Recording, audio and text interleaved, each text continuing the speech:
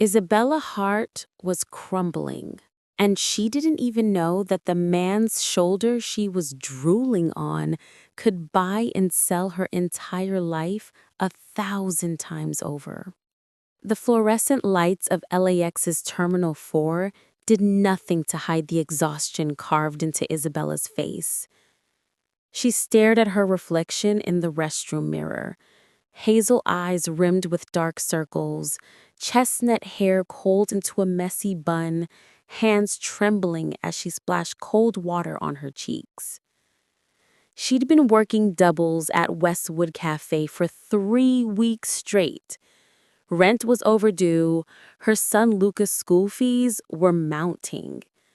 And now this, the call that shattered everything. "Bella, you need to come now." Her Aunt Maria's voice had cracked through the phone 2 nights ago.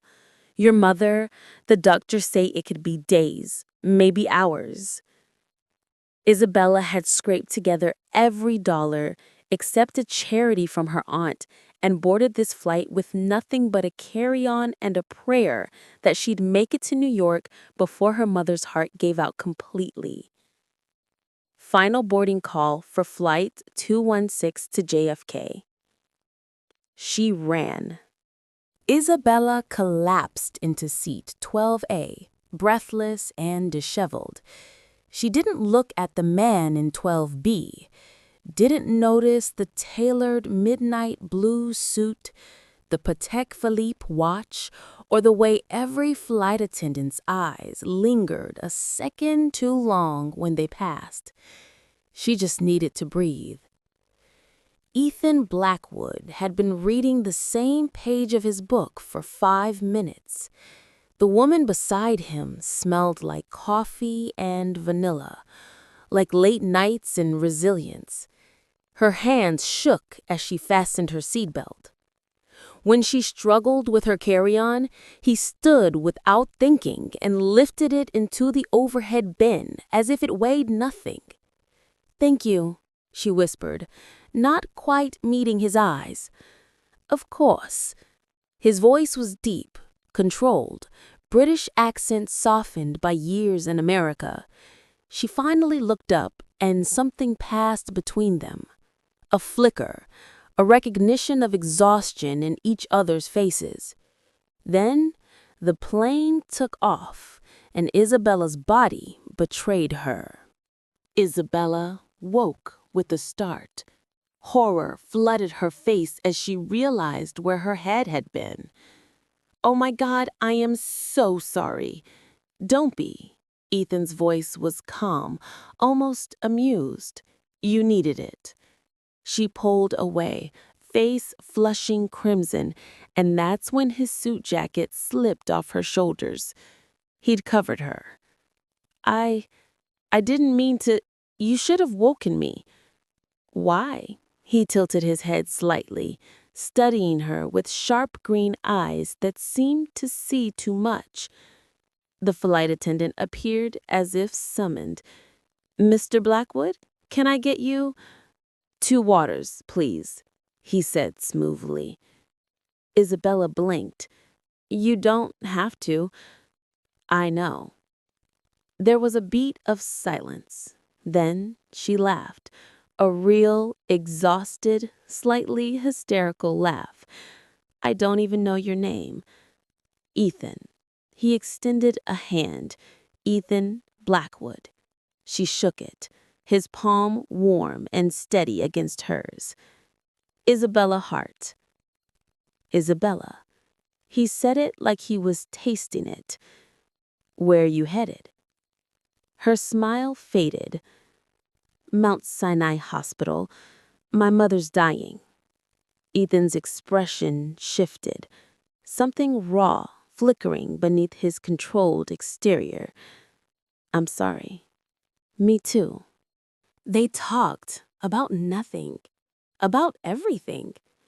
Isabella told him about Luca, her 6-year-old son who was obsessed with space and asked questions she couldn't answer. About her ex-husband David, who'd walked out when things got hard and now called once a month if she was lucky. Ethan told her about his sister Charlotte, a surgeon who worked too much, about growing up in London. He didn't mention the empire he'd built, the boardrooms he commanded, or the fact that his face was on the cover of Forbes last month. Somewhere over Ohio, the plane hit turbulence. Isabella's hands gripped the armrests, knuckles white. Without a word, Ethan covered her hand with his. "Just turbulence," he said quietly, "nothing to worry about." His hand was steady, warm, anchoring. She didn't pull away. If you believe in showing compassion when someone's struggling, not turning away when things get hard, hit that subscribe button. The world has enough people who look the other way. Don't be one of them. The plane landed, and reality crashed back in. As they gathered their bags, Ethan handed her a business card. Isabella glanced at it, then froze. Ethan Blackwood, CEO, Blackwood Global Holdings. Her eyes snapped up to his. You're that Ethan Blackwood?" He had the grace to look slightly sheepish. "I may have downplayed things." "You said you were in consulting." "I consult on a global scale." She should have been intimidated, should have felt the chasm between their worlds. But all she felt was the memory of his hand over hers, steady and sure. "My driver's outside. Let me take you to the hospital." "I can't ask you to." "You're not asking. I'm offering." Isabella hesitated, then nodded. The Bentley glided through New York traffic like a shadow. Isabella stared out the window, trying to reconcile the man beside her with the headlines she'd seen. Blackwood closes $2 billion deal. The billionaire who never loses. "Why are you doing this?" she asked quietly. Ethan was silent for a long moment. Then, 5 years ago, my father had a heart attack. I was in Tokyo closing a deal. By the time I landed in London, he was gone. Isabella's breath caught. Ethan continued, his voice rougher now. "I know what it's like to race against time and lose." She reached across the seat and squeezed his hand. No words, just presence. When they pulled up to Mount Sinai, Ethan's driver, Marcus, handed her a card. "Anytime you need a ride, you call," Marcus said gently. Isabella looked at Ethan, who was watching her with an intensity that made her heart stutter. "Thank you for everything," she whispered. "Go," he said softly. "Be with her." She slipped out of the car and disappeared into the hospital. Ethan sat in the silence, staring at the empty seat beside him. He should leave, should forget this, should go back to his penthouse and his empire and his carefully controlled life. Instead, he pulled out his phone. "Marcus, I need a background check." Isabella's mother looked so small in the hospital bed, hooked up to machines that beeped with mechanical indifference. Her once vibrant face was pale, her breathing shallow. "Mama," Isabella whispered, taking her hand. Her mother's eyes fluttered open. "Bella, you came." "Of course I came." They talked about Luca, about memories, about all the things left unsaid. And then her mother asked the question Isabella had been dreading. "Are you happy, mija?" Isabella's throat tightened. "I'm surviving, Mama. That's enough." "No." Her grip strengthened, surprisingly fierce. "It's not. Promise me. Promise me you'll stop just surviving. Promise me you'll live." Tears streamed down Isabella's face. "I promise." That night, her mother slipped into a coma. While Isabella was keeping her heartbreaking vigil at her mother's bedside, Ethan was in his Manhattan penthouse, reading a report that made his blood run cold. His head of security had been thorough. David Hart, former spouse of Isabella Hart, current custody arrangement, joint, pending review. Subject has filed motion for full custody, citing Isabella's unstable living situation and inability to provide adequate care. Additional note: David Hart recently engaged to Vanessa Carmichael, daughter of Judge Richard Carmichael. Ethan's jaw clenched.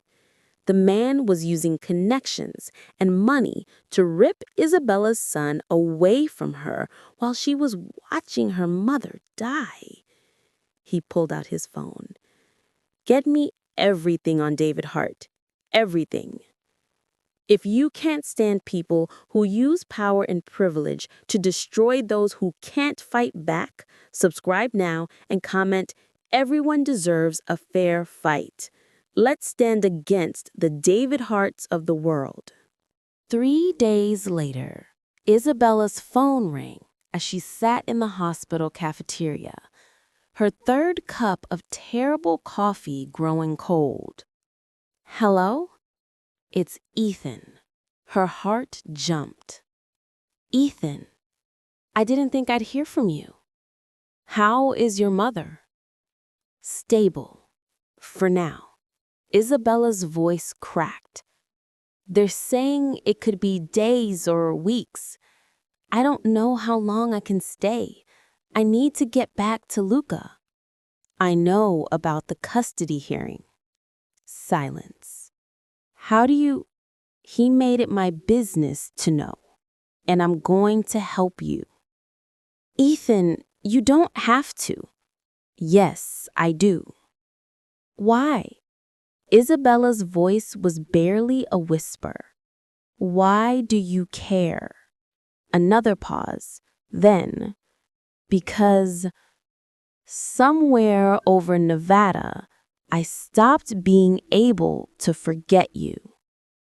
The custody hearing was in 5 days. Ethan did what he did best. He weaponized his resources.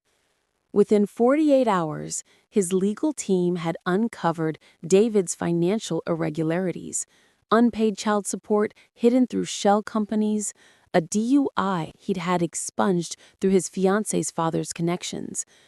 But it was the conversation David had recorded and accidentally uploaded to a shared cloud, where he laughed about getting rid of the Luca problem so Vanessa doesn't have to deal with another woman's kid, that sealed it. Ethan stood in Isabella's aunt's apartment, watching her face as she listened to the recording. She was shaking, not with fear, but with rage. "He was going to take my son. He was going to take Luca and make him disappear from my life." "Not anymore," Ethan said quietly. She looked up at him, this billionaire who'd appeared in her life like something out of a fever dream. "Why are you doing this?" she asked again. "The real reason." Ethan stepped closer, close enough that she could see the vulnerability he usually buried beneath empire and control.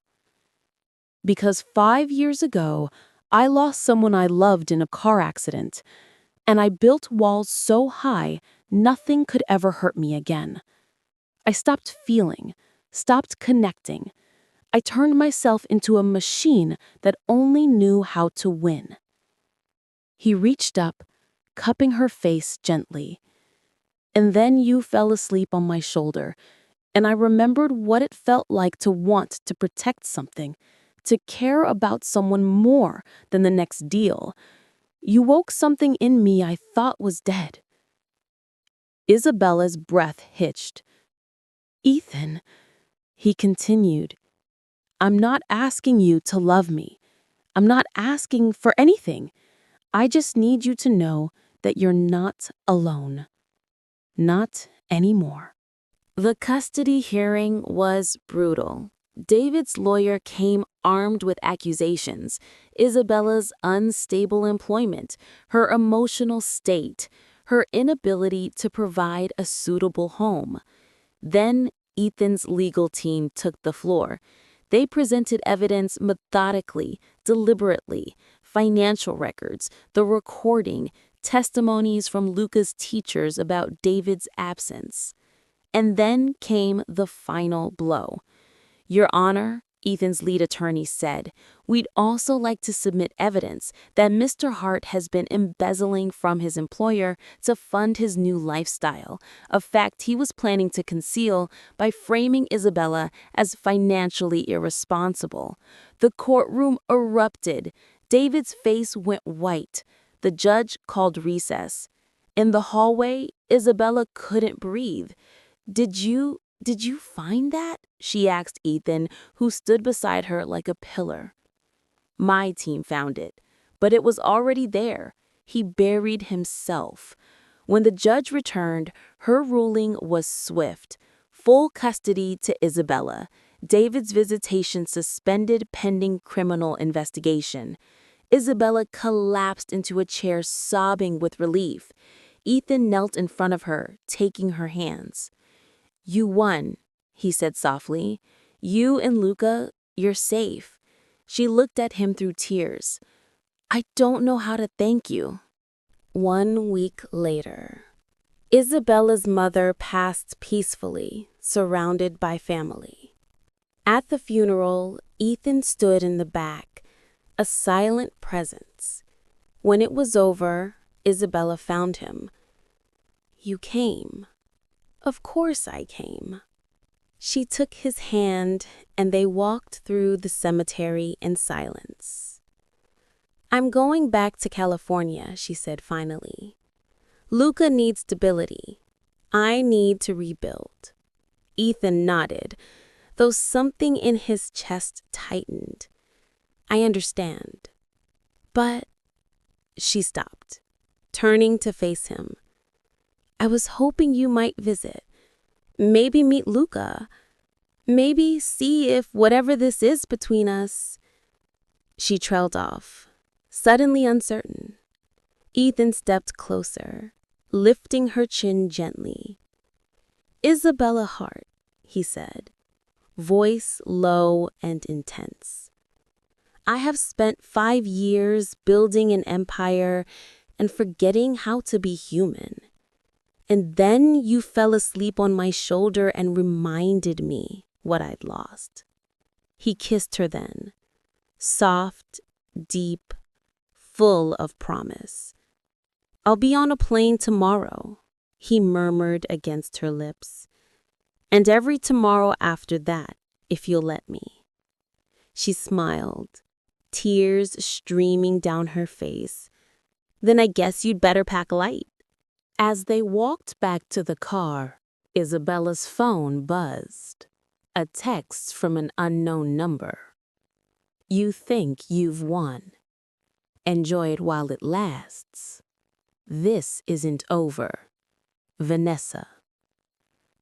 Vanessa Carmichael. Isabella's blood ran cold. She looked up at Ethan, who'd gone very still. What is it? He asked. She showed him the message. His expression darkened, not with fear, but with cold, calculated fury. Then let her come, he said quietly. She has no idea what she's started. He pulled Isabella closer, protective and possessive. "I told you you're not alone anymore. And I meant it. Whatever comes next, we face it together." Isabella leaned into him, heart pounding. The war wasn't over, but for the first time in years, she wasn't facing it alone. Sometimes, the smallest moments change everything. A flight, a shoulder, a man who remembered how to feel. Isabella and Ethan's story was just beginning, but already it had rewritten both their futures. Because love doesn't ask permission. It doesn't care about bank accounts or boardrooms. It just shows up. On a plane, in a hospital, in the space between two people brave enough to let their walls fall. And sometimes that's enough to change the world. What happens next? Will Vanessa make good on her threat? Can Isabella and Ethan truly bridge their different worlds? Subscribe to Hearts and Empires to find out, because this story is far from over.